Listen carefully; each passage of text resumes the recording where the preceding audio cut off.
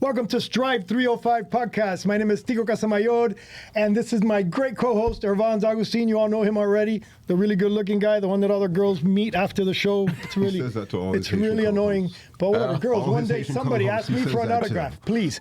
All right, anyways, let's introduce our guest really quick. Marvin Dejean? Dejean. Marvin Dejean. I was testing, make sure he knows his name. Before we get started, I want to do a quick thank you. Thank yous to our Mayor, Levine Cava, for giving us this vehicle to share, to teach all our small businesses out there with. Our main man, Manny Sid, the one that leads us. That's right. Our boss, man who does not like to be named. Right, that we're not supposed to mention his name. all the time. His name is Manny. We have Wells Fargo to thank for backing our website. They're the ones that provide the money, what we need to get that website, keep it up and keep it going. Community News, our boys Graham Miller, Michael Miller, where you're sitting at today. Marvin, the little toy I gave you belongs to them. Yeah, media moguls. They're media moguls in Miami. Wow. They're the ones that are really famous. And then, of course, I'm going to mention it. I keep forgetting to mention, but SiriusXM. Our boys at Sirius, that's right. Our shows get re-aired on SiriusXM. So you are possibly going to be in the ears of 35 million people. Not to make you nervous, not to stress you out. We're national, dude. We're on Slam Radio 145, which is Pitbull Station, which makes it even more appealing. Oh, great. And then it's all by kids and young kids. So this episode, I think the kids are going to love, because this episode is all about AI. And AI in business. So I'm sure we're going to go off of business because there's a lot of cool stuff happening with AI. And I have questions for you. I was just on a trip, and one of the guys was telling me that Elon Musk is preparing to build, I don't know what, somewhere. I forgot where they said it, but it's a big thing because it's going to take up robots, data all centers. the above. It's going to take all this power and water, cooling, all this craziness. Yeah. So all that stuff, I want to hear about that. The kids are going to love it. Irvans, you want to take over? Because I did all my things already. Now I'm going to take a nap. By the way, this beautiful, nice. look at this cool lens, this camera lens that you see here. This is not a camera lens. This is a secret stash of Cuban coffee in there. It's a secret. Why do you tell everybody? That's not how secrets work. I want my people to know I'm not lying. I'm telling them the real stuff. I want to be. Do you actually have coffee in there? There is coffee in there. Where do you think I'll I take your my word shots? for it. Oh my God, I'm in trouble. Right? So that's how I keep my secret. As long as you don't drink whatever he drinks. Yeah, because if you asked before. Oh, wait, we got special guests. Remember last week I told you we had people in Cleveland listening to our show. That's right. Now we got people in Spain listening to our show. Not only do they listen to our show, they come to visit. They're in the studio audience here today. Are you going to start speaking proper Spanish, or are you just going to speak? Feta. Yeah. I don't know how to do it. I don't speak Spanish. I speak Cuban. From Imascono, did I say that right? Nope. From Imascono, Nope. in Spain, Hector Paz and Jose Moreno are here. Awesome. Jose Moreno are here. They're from Zaragoza, Spain, and these are the guys that created the avatar that is in the Strive305 Hub website. Nice. Well, that's awesome. So you see, we have competition, AI or virtual reality. These guys are virtual reality kings. I was just walking through one of their little places that they created. It's all virtual, and hopefully they'll do a Miami-Dade County, and they're going to create a virtual Tico. Yes, promise. You heard it live on air. Everybody, you heard it. They're going to make a virtual me. So they're here today visiting, and they are officially the sponsor of today's show. They'll be slipping cash in our pockets on the way out, but they're our sponsors of our show. Wow. Because if not, I was going to make Gino the sponsor. Virtual Gino cash. You do know it's virtual cash, right? You can't spend I'll tell you, but I can use it in their country, in their town, whatever it is that they create as a virtual Tico. I'm going to buy myself some virtual Jordans. All right, go, Irvans. Let's talk to Marvin because he's got a lot of cool stuff to say. Thanks so much for coming. Thank you so much for having me, guys. This was awesome. It was actually, I just did a little quick dive on your career, and it was just kind of fascinating to see because you started in IT. Yeah. And also, like for myself, as you may or may not know, Tico, I used to be in IT myself. I used to manage a help desk hardware and software. So I'm just curious for you actually tell people who you are and what you do. I'd love to. Yeah, sure. So first of all, thank you so much for having me, guys. This is an awesome opportunity. So for me, this whole journey for me started back probably, I would say maybe 2010, 2011. Okay. And I worked for an IT company at the time. And I saw the changes that started happening in the world of technology, especially not just with microchips, but also we're at the early stages of cloud computing. Okay. And really, I got a chance because I worked there. I got exposed to some of the brightest minds in IT. We're talking Michael Dell at the time. We're talking about the guys who ran Intel because they worked with the company that I worked with. Wow. And really, what they were telling me was coming down the pike just blew my mind. I mean, we were talking about cloud, and we were trying to convince people about cloud, and they were like, look, artificial intelligence is coming, blockchain is, I'm like, what are they talking about? So for me, it really, just that conversation, those conversations really led me down a road to just discovering, like, these technologies, not only were they coming, but they were about to change everything as we know it. Yeah. So in 2012, I saw myself really just in the public speaking circuit, talking about artificial intelligence, talking about blockchain at the time, back then. And people were like, what is this guy talking about? So it was really way ahead of the curve. But what I really realized also is not just the technology, but how we run businesses and how businesses are going to operate in the 21st century is really going to be a radical departure than everything we've ever known on how we run businesses.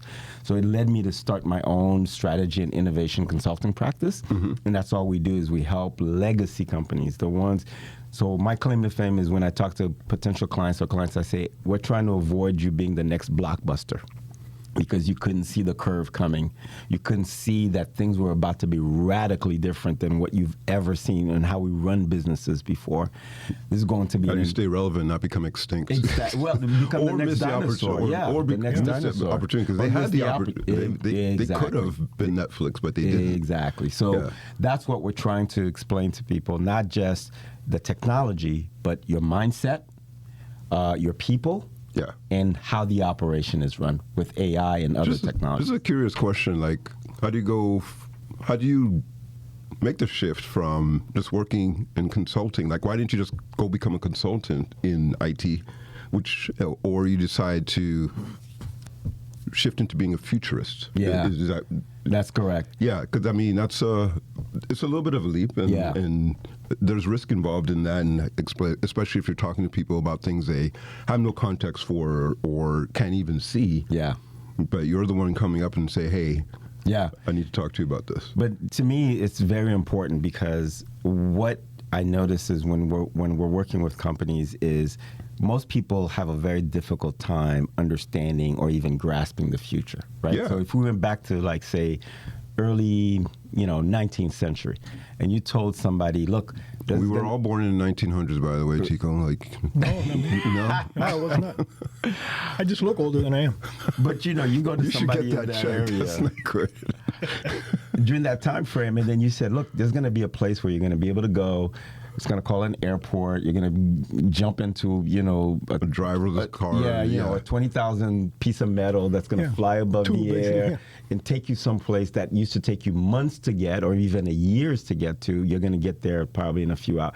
They would probably not even understand what you're trying to say, right? But for us... I was thinking that I just got off the plane, and I was thinking the exact same thing. I go, how incredible is this? It's incredible. And I was in Phoenix, so all you see is land and rocks. I go, a guy having to go from here to here, it will be a month. Yes. And we took 30 minutes in the car. And I'd start thinking, because when you're there, you're thinking of the past, the cowboys and all this stuff. And I'm thinking, wow, these people, hey, I'm going to go visit your friend over there. Pack up the house, close everything. Took them months. And then let's go. It took them come months, back 2 months later. 2 months later or 6 months later, right? Or they don't, and then that's how half those towns get built, because they don't make it back. Right.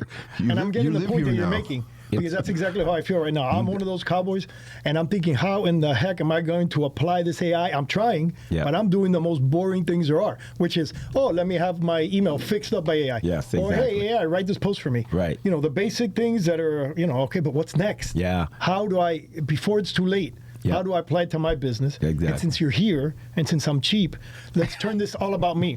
Let's turn this about a printing company. So I have a signage. Yes. I do signage. Yep. I do commercial printing, packaging, small volume, large volume, website design. Go consult me. What do I do? Okay, so really what I tell people, look, organizations of the future right now, the way most people are using AI right now, they're thinking about AI after the fact. So meaning, look, I write an email, or I need a proposal done, or I need something, can I use AI to do that, right? So that's really 0.5% of what AI can do, because what we're trying to do is we're trying to incorporate AI in the business models that we have today. What we really need to be doing is thinking about, how do I become an AI-first company? Meaning, if I were to start this business all over again today, and AI was the operating model or the operating system for the entire organization, where would I put AI? What kind of manual tasks, things that I keep doing over and over again, things that can be automated? Where do I let AI really give me a 20 to 30% operational lift that I'm doing right now? Because that's the way I didn't have the technology or the mindset or the infrastructure to do it any other way than this. But now AI is opening up a world where a lot of the things that people used to have to do, AI can do that in a matter of seconds and better.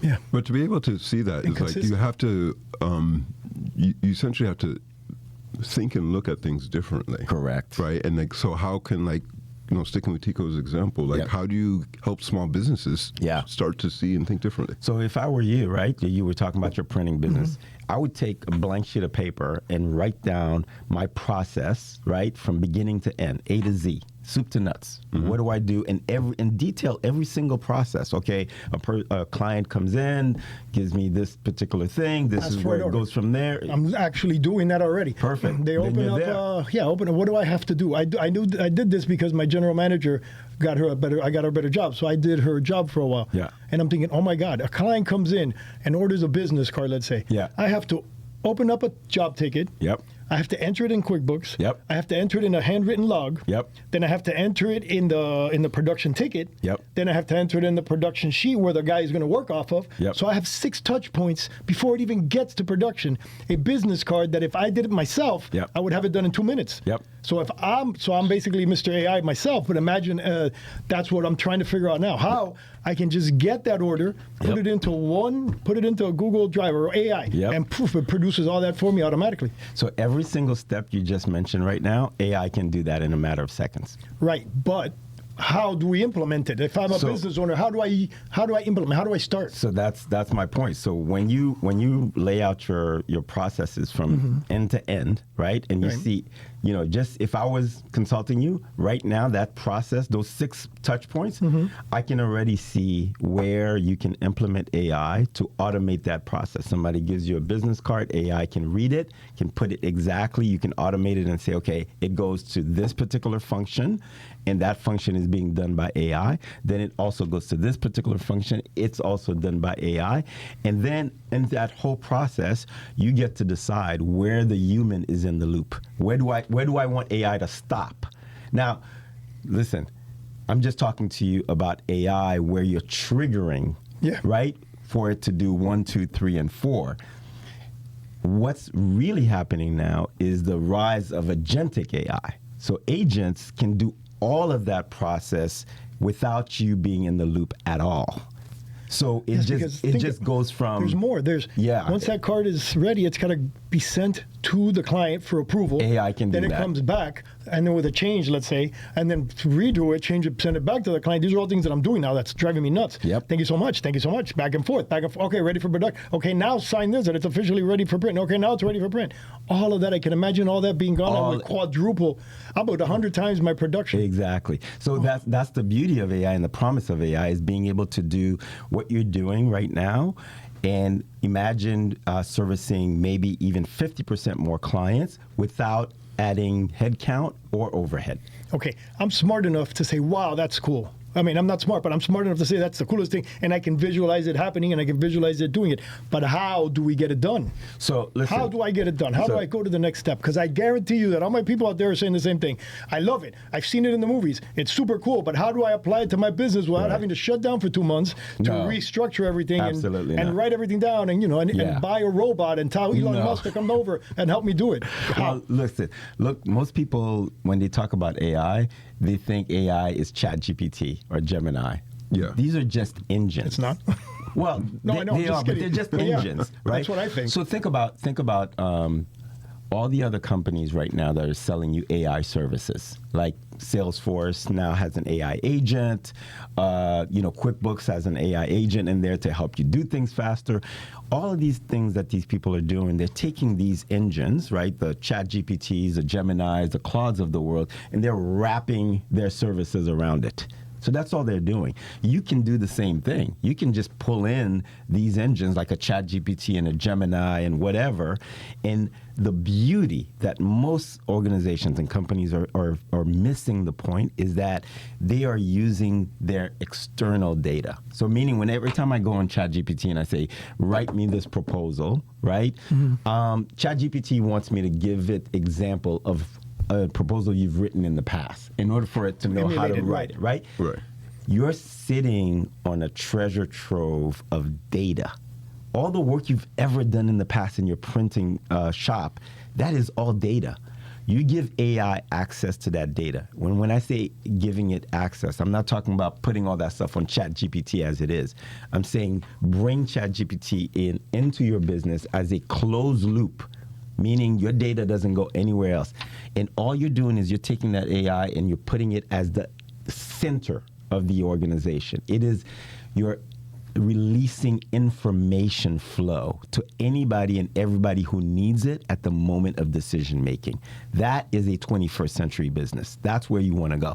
Now you're allowing the data, AI to automate all these processes and to give not only you, but the client or every stakeholder that needs information, AI can respond to that as long as it has the data to respond to the way you want to. So for example, you're talking about you have to go back and forth with the client. You don't need that. AI can go to the client and say, here's where we are. Using a chat bot, the client can say, okay, I like this, change that. The AI gets the response, comes back, makes the changes, and comes back to you and says, this is what the client wants. And then you can go back to... you can even go to the point where you don't even get involved in that, and AI goes back with the client until the client gets exactly what it wants, until and then it goes to print automatically. Yeah. The minute that the client says yes, yes, yes, yes, yes, AI knows to send it to print, and it goes to print. So you're not even involved in that loop. So to answer your question, how do we get started? AI is still brand new. You're reshaping how the business model is done. Don't start scaling AI into the entire business overnight. Find the points of friction. Find the points that are manual. Find the points that are bottlenecks in your business and pilot AI right then and there. Because what you want to do is you want to start looking at the data. Is when I incorporate AI. Basically letting AI start learning who you are. Exactly. And from the pain point section first. Learning the business. Exactly. It learns your business. It's machine learning. This, but I'm getting excited. It's machine learning, right? So the more it does it, the more data you give it, the more it knows about your business and how you do it, and it's going to start picking it up and doing it. And now what you want to do is over time you say, okay, what are the KPIs? What are the key performance indicators that I know that I've imported AI, and it used to take me 3 days to do this. Now with AI, it's taking me half an hour. That's a major lift. Yes. That's a massive lift. Now I say, okay, I'm definitely putting AI here. Once you start that way, then it starts working, right? You've got a 30% lift, and you build on it. And then you start scaling. You're like, okay, where else can we put AI, right? So the goal is, please, let me reiterate this. The goal is not to get rid of your people. AI is not at that level just yet.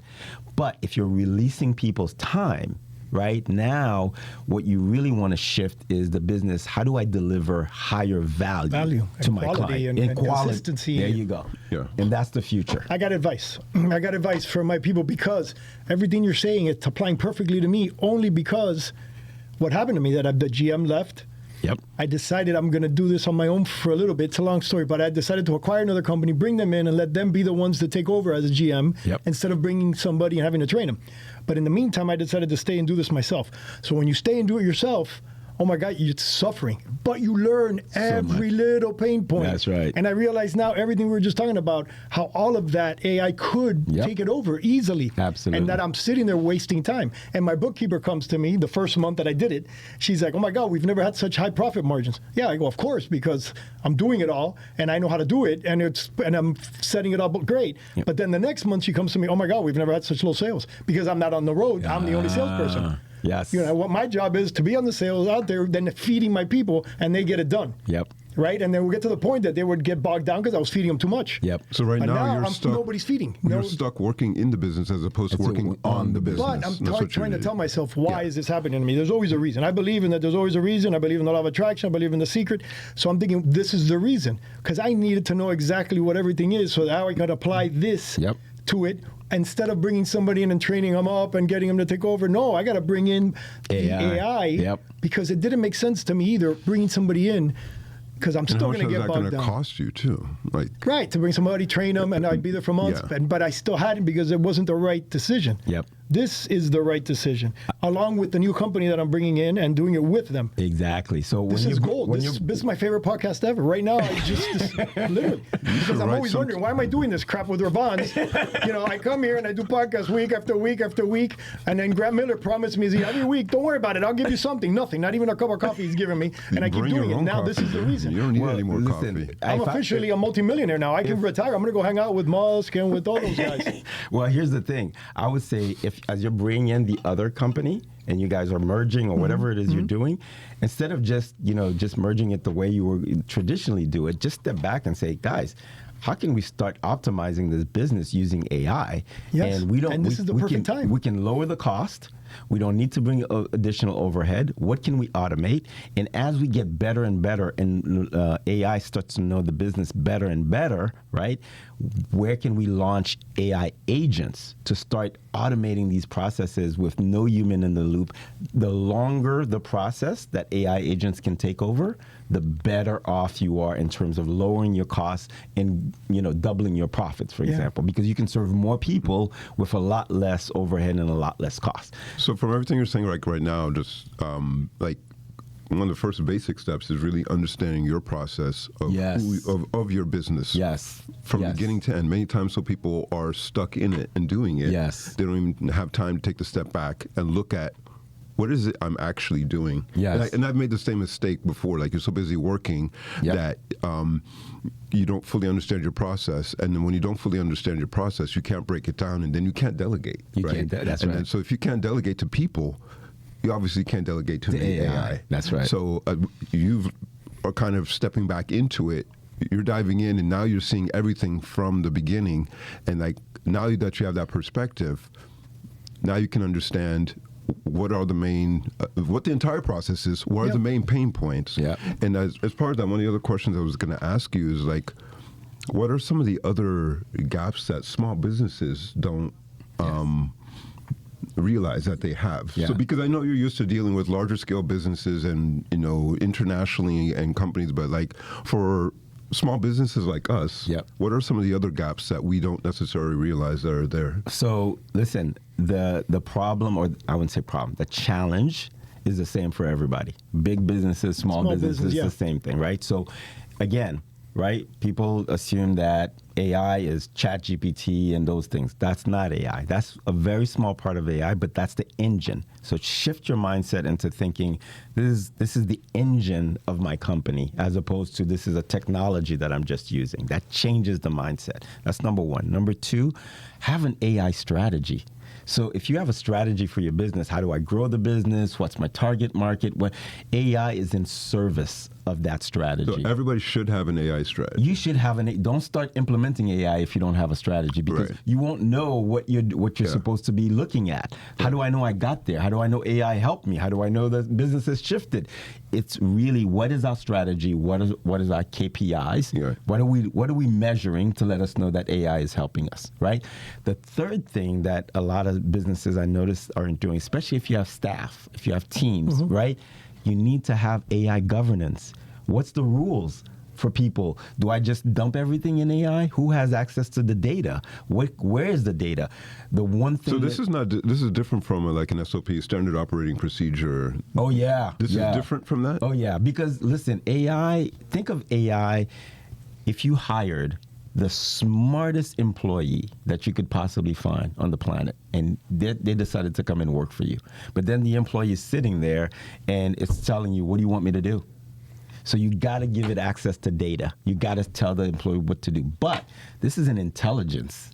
This is not, that's why I say AI is very different than anything else that we've ever done. This is not the internet. This is an intelligent, it learns as it goes. So then you want to make sure that something like that, you want guardrails inside the organization. If people are going to use it, how are they allowed to use it? How are they, because you don't, if you use it the wrong way, and we started hearing, horror stories like lawyers who are just, put stuff on ChatGPT, copy and paste it, and without actually reading it. Without reading it, and the case law that they're, everybody's like, this case law doesn't even exist, right? So again, imagine if this was at a big law firm and you're just doing that, you just lost your job, or you just gave that law firm a reputational hit. So you've got to have guardrails, or a lawsuit, right? So you got to have guardrails. No matter how small you are, have guardrails as to how are we using AI? Where's the data coming from? Is our data clean, right? Because bad data, bad AI, right? So we really need to have all these things around how are we deploying this technology or this intelligence inside the organization, and to make sure that we get a good return on investment on what we're trying to do. So whether you're a large organization or a small mom and pop shop, AI is going to revolutionize your business, but you have to know how to deploy it the right way, know where you are in terms of AI assessment. How well do we understand it? How well do we need to get our people AI literacy, right? We need to understand how this thing works. So AI literacy is another aspect of small business learning when it comes to AI. And then really saying, how are we going to deploy AI inside the organization to deliver not transactions, not commodities, but value. That's the key of word for the 21st century business is value. Because now, as a consumer, AI is going to give me access to things that I used to be able to buy from you much quicker. Because now that cost is going down and AI is becoming so much more intelligent, it can deliver these kind of products for me without me having to go to you anymore. Yeah. So now I'm only going to buy more consistent, getting better. Valuable, yeah. So now, what are you going to deliver to me that's valuable to me that I'm willing to pay for? That's where most businesses are going to have to shift. Okay, and just think about digital transformation and essentially of like how people shift. Yeah. You think about digital transformation, what I tell people is, look, the biggest threat for you in the 21st century is not AI. You can put the technology. Your biggest threat is your addiction to your current business model. Your biggest threat is to think that business is going to continue to operate the same way that it has for the past 100. You keep going down that road, you're the next Blockbuster. I was just going to say, you're the next Blockbuster. You're the next BlackBerry. You're the next a dinosaur. Yeah. Okay. You got to start shifting your business model. Believe it or not, and I don't know how it went so fast, but we're out of time. Really? So, yes, so I want to summarize really quick for people like me. Number one, you're a business owner. Whether you're in the business, like Irvans was saying, and you're stuck in there working it all the time, or you're a person that was what I tried to do, be on the outside and feed the business. You need to get in it, go back in it like I did by accident, and see it operate, and figure out how to apply an AI strategy to it. Yes. And you're going to see it. It's going to be so simple now that you know a little bit. Now that you know what ChatGPT... Understand your process first. Right. Yeah. But now you know what ChatGPT can do, right? Just by knowing what ChatGPT... And you see what the process is in your company. Go, oh, my God, I can apply so much of this. And so that's number one. And this doesn't apply to just business owners. This applies to students in school for their future, what they got upcoming, what they plan on doing. Correct. Whatever strategy they're going to put it together, and imagine the AI, putting the AI as part of the base of your strategy. Correct. And honestly, just ask the AI to help you create one if you don't know where to start. Even That's correct. Just you don't need to figure out, ask it. Even that. Yeah. So again, very important to do that. And I'm like, I hope everybody sees this podcast, because this is extremely important. And I was in a daze. Yeah. Honestly, the AI, and I'm always getting these emails, oh, come to a class, come to this. I go, oh, I know AI, but with a daze, I look at it with a daze knowing, oh, ChatGPT, and I'm sure it can do something. But you've cleared the vision. Yeah. My son's been pounding me in the head about it forever. Yep. Dad, you know how much of this stuff we can automate? You know how much of this stuff we can automate? Because he does website development, and he uses AI in the website development and stuff like that. So he's telling me we can apply this and this and this. He's right. I go, fine, go ahead. So he just finished redesigning our website, and now he's going to do the whole CSR part of it. Yep. Little by he told him, show me everything now that you know. Yep. and I was showing them the Google Doc that we created, where it shows all the jobs are here, all the status points are here, this is where this, and I have to go into it minute by minute to update. Okay, it's now in design. I go, no, now it's an approval for the client. Now it's back. And I'm in there going changing, so that my other people see it and they know where everything is at. Yeah. And it was like, oh my God, I spend more time on the Google Doc than I do on emailing client or selling. Yeah. So yeah, all that can be. All that can be automated. Automate all that. And again, but you don't realize it when you're a business owner and you're in there working, like you were saying, Irvans, that you're stuck in there. You don't realize it because you're just working. This is your business model. And this is what works. It's not even an addiction. It's just like you're just so focused on when you grow your business, it's about working more and more. Right? So, but this AI gives you that just a promise. stupid example, the business card that you and I talked about made me realize, oh my God, I can do 1,000. And if I used to say business cards were annoying to me, I just do them because you have to. Yeah. To help the. Right. That can be a money point, an income center. Yep. Because if I can do 1,000 business cards, make $10 on them, let's say each. Hello, 10 grand. Without touching it. Without touching it. Because our printings, our digital printer can actually be fed the thing, and you can leave it overnight printing if you want. You just have to leave the paper loaded, and it can actually start working. Because they've been selling me that forever too, the printer. But I'm going, but who's going to set it up? Who's going to? It can automate it. Oh my God, we're completely out of time. We're going to get in trouble. I was going to say, one, like, where do people find out about? Where do people find you? So I'm all over the place. So I can be found on LinkedIn. Just Google my name. My website, GileadSanders.com. It's easy to find me. I'm on the Facebook. screen right now. You can see it, everybody. So, I'm usually easy to find. My numbers and my emails and all my social handles are all over my website and on all the social handles. So people can find me pretty much anywhere. Awesome. And the last thing to close us out. Yeah. You as a futurist, what do you see on the road 10 years out from now? Ooh, the world is... 2012 you were talking about AI. What are you talking about now? So if I had to... Different world. If I had to summarize it, we're looking at a hyper-digital, globally connected, very fast. Even more than now? Oh, this is nothing. We're not even connected yet. This is going to be a global world, hyper-connected, digital currency with trillions of transactions happening between people, individuals, businesses through the blockchain in a matter of seconds. Nothing we've ever seen before. Taking a 17th century person, putting it in today's context, their mind would be blown. For us, 100%. 10 years from now, 20 years from now, we wouldn't even recognize this world. Yeah, 100%. And they're going to be robot podcast hosts, my friend. That's right. Our time is limited. That's right. I don't even mind. I mean, you could do that, and then you have more time to go drink coffee. Yes. Oh, I hit the table. All right, thank you, everybody. Thank you. Thank you, Anthony, for letting me go beyond time again. One of these days, he's really going to kill me. Thank you. Thank you to everybody. We'll see you in the next podcast. Get us out, Anthony. I don't want to give him